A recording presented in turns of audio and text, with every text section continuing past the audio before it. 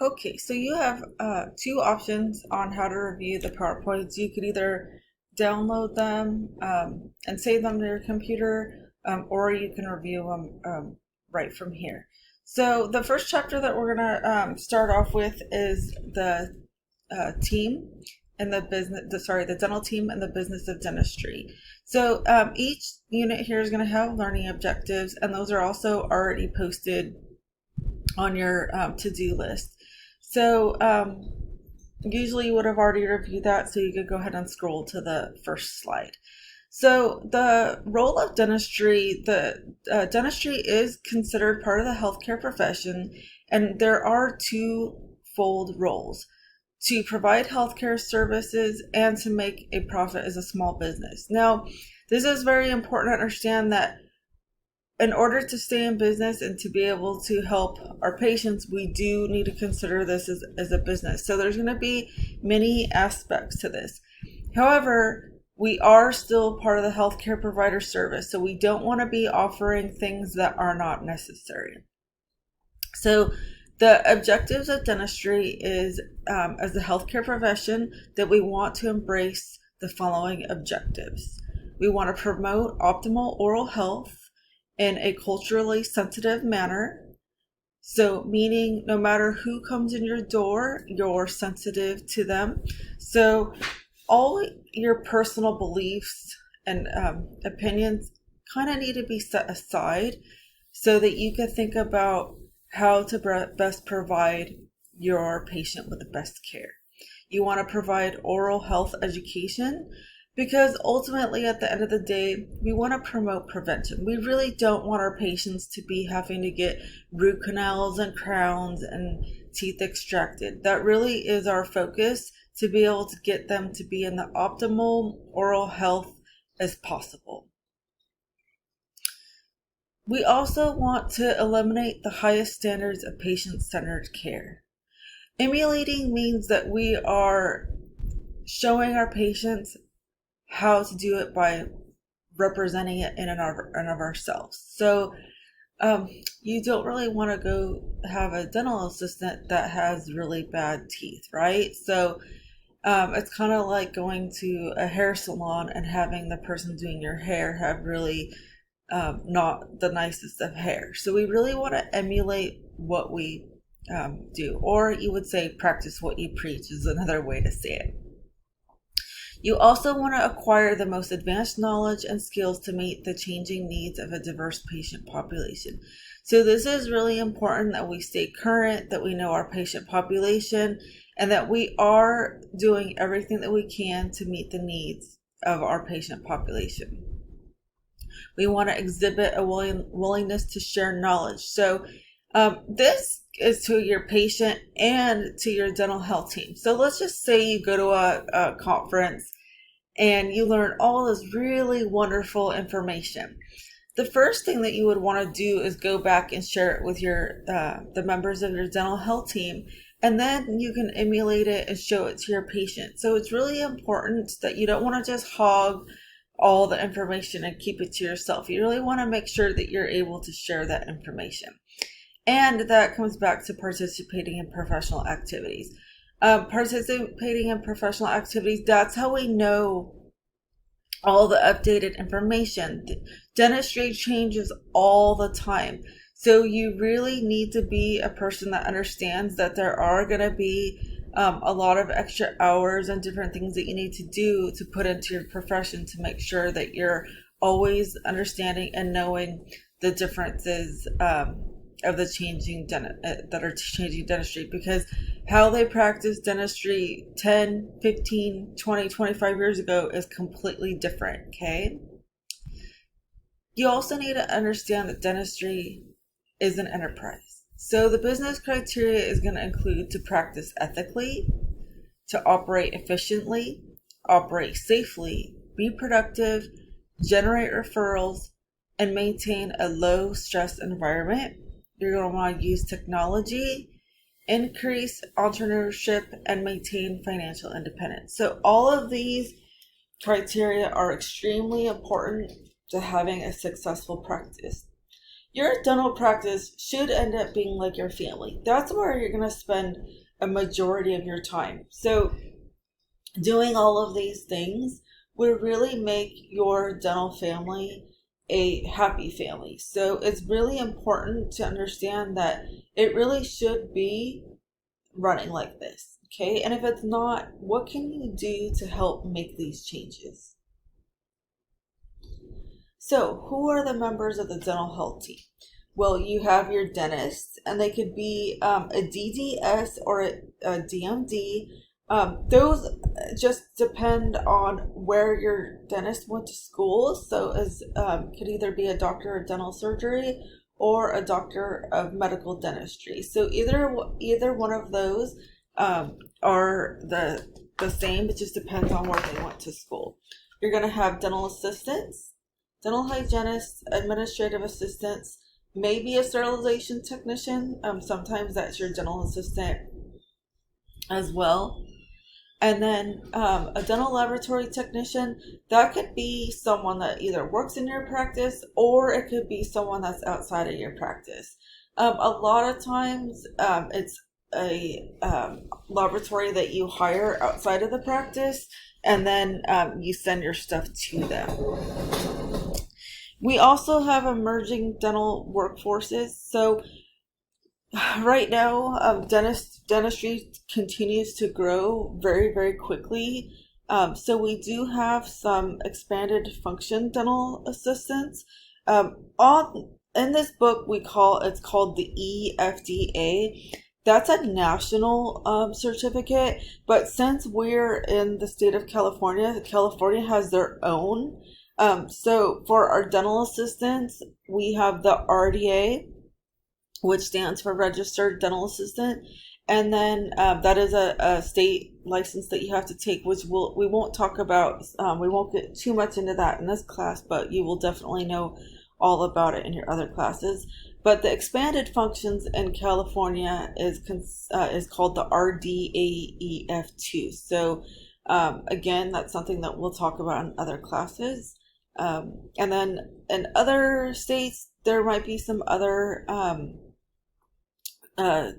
members: community dental health care coordinators, dental therapists, advanced dental therapists, and dental health care aides. Now, these are not in California. We don't have those yet, but it's definitely things that nationally they're looking into. So again, it's always changing, so that's something that we're going to want to pay attention to in the future. So dentistry as a business, administrative professionals' role in dental offices is continually changing and challenging. Forward-thinking dental practitioners will embrace change. So if you're a person that doesn't really like change, you're going to have to change that, because dentistry is always changing. So right when you get comfortable doing something, there's a good chance that it's probably going to change. A successful dental practice will be led by individuals who look at all situations as opportunities. So rather than looking at them from a negative aspect of, I don't like change, look at them as a positive opportunity and see how there is benefit in that change. And then you want to have a greater emphasis on leadership and management. So those are very important to running a successful practice. Dentistry is a service profession. Service is an intangible product that is provided in the form of patient care. Service is defined as a system of accommodating or providing assistance to another person. So if you don't really like people and you don't really like serving the public, this is probably not the best field for you, because that is one of our main obligations. So the basis for patient retention is communication. Communication is the ability to understand and to be understood. So it's a two-way street, right? So you can't just do all the talking. You have to listen to what your patient's needs are. Service is not a result of clinical and cognitive skills, but rather an attitude of skills that involve into a commitment to welfare of others. So when you're working with your patient, a lot of people are very, very afraid of the dentist. So, to the very first phone call of your patient needing to make an appointment, if they're a new patient, they're going to start their very first thoughts and ideas of your office are going to start from that phone call and work their way into the office. So, if your front desk person who is answering the phone is not good at communication and understanding the patient's needs, it's all going to go downhill from there. So it's really important to understand that. There are different types of dental practices. So there's a solo dental practice where the dentist is the owner of the company, and then they're pretty much in charge of all of it. And then there's also group practices where there might be multiple owners, multiple dentists, and there's a lot of different types of group dental practice structures. So it really just depends on the individual. Then we're going to have general dentistry. General dentistry is a dentist who practices all phases of dentistry, and I already said this, but the DMD or the DDS depends on the degrees that were awarded from that particular dental school. There are specialties in dentistry. So to become a specialist, the dentist is going to have to go through traditional dental school.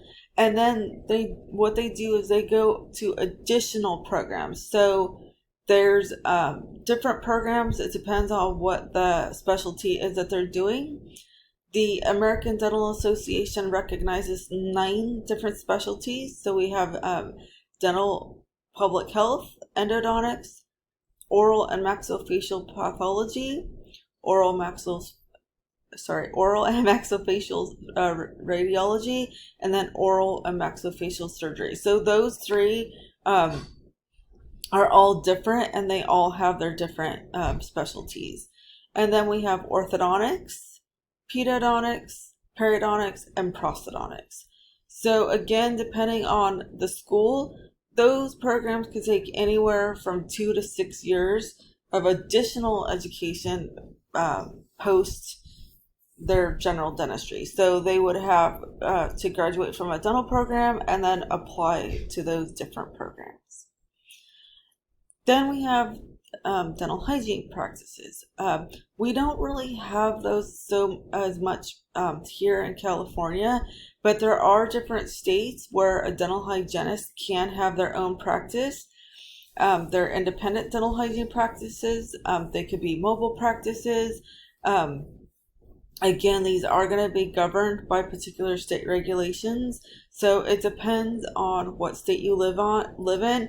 These really became popular because there are, California is a little hard to believe, but there are very rural areas that dental practices are hard to come by. So in those areas, you might see more of these particular practices.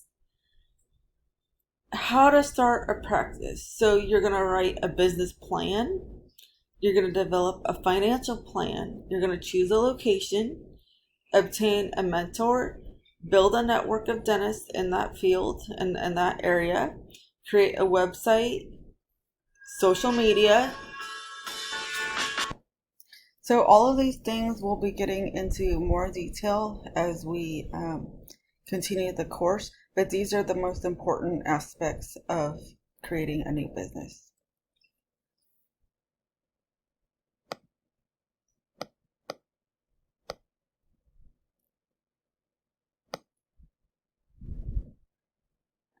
How to start a practice. Again, this is not going to be so much on a dental assistant's responsibility. So this would be for a dentist or a dental group that would like to start a practice. So you want to attend continuing education courses, refine leadership skills, listen to your patients, review and modify your business plan, and consider associates in the future. And then you want a retirement plan.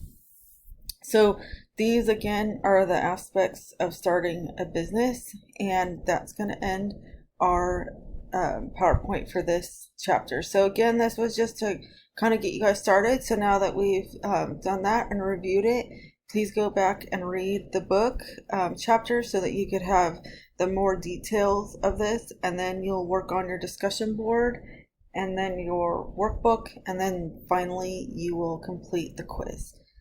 And again, if you guys have any questions, please let me know. You can email me and I will get back to you within 24 hours or sooner. Thank you.